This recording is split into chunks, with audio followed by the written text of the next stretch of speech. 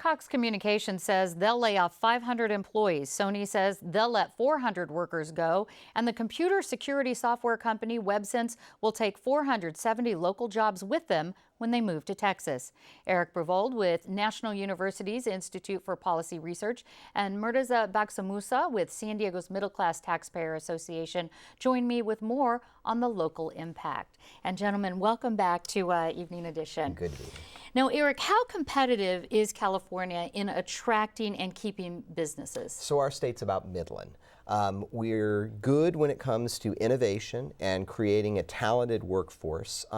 We have some challenges when it comes to the cost of retaining employees and the cost of living here in the state, and then also some regulatory situations which make it difficult to grow businesses beyond a certain point. So kind of in the middle. Yeah, all right. That's what I say. Murtaza, some organizations are critical of business incentive programs that cut taxes to the bone to attract businesses to the area. What are some of the drawbacks of these incentive programs?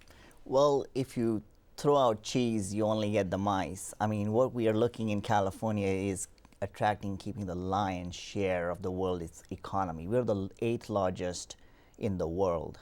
And what we are looking for is to attract and retain talent, our research competitiveness, good quality jobs, and a quality of life.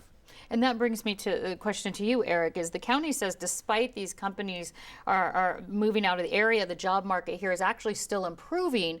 But are these new jobs in the county, or the jobs in the county, are they actually comparable in salary and scope to the jobs that are exiting? Yeah, so year over year, we've added more than 20,000 jobs to the region's economy, and that's good. It's driven our unemployment rate down, and it's added to our employment and almost gotten us back to where we were before the Great Recession. But the real challenge with losing jobs at Sony and at WebSense is that that's about 1,000 really pretty good paying jobs above the region's median wage income, and jobs that really are structured to drive employment in other sorts of areas, such as the services, when those employees go out and spend their wages that they get. So maybe the jobs aren't as comparable. Yeah, we've added a lot of jobs at the lower end of the scale. Our service jobs, our hospitality sector, sort of the rebound in retail. The challenge with companies like WebSense and Sony is that those are jobs that can pay easily into the 6 figures, and those are jobs which really support the rest of the economy. And Murtaza, what are some alternative ideas then if we don't want to attract mice with cheese to get maybe some more of these high-paying jobs here in San Diego? I think there's a two-pronged approach. Firstly, you got to create middle-class careers, pathways for lower income earners to be able to climb up to the top.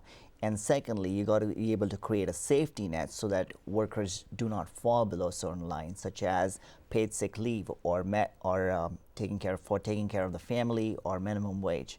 I think what I'm concerned about is an hourglass economy where the middle income jobs are shrinking. There are a few higher income jobs, but majority of the jobs being created are the lower end. Okay, and Eric, since the old redevelopment agencies no longer exist, what is the state actually doing to stimulate business in San Diego and throughout the state? So we've got some training programs that are supported so people can get incentives and money for training their employees. We've still got some incentives that are associated with the Enterprise Zone program and some things that provide some tax benefits. The biggest thing that the state can do, and it has done, we just need to do more of it, is to continue to invest in our K-12 system, our institutions of higher learning, because in the end, for the 21st century, this is a competition about talent, and that grows our workforce, increases their skills, and that's what companies that are going to grow and retain in a state are really, really looking for. What do you think San Diego's job market looks like for the rest of the year? So we predicted that we'll do just a little bit better than last year. It won't be able to go gangbusters. It won't be sort of, good times are here again, but we're expecting a decent amount of job growth, somewhere in the 26,000 job range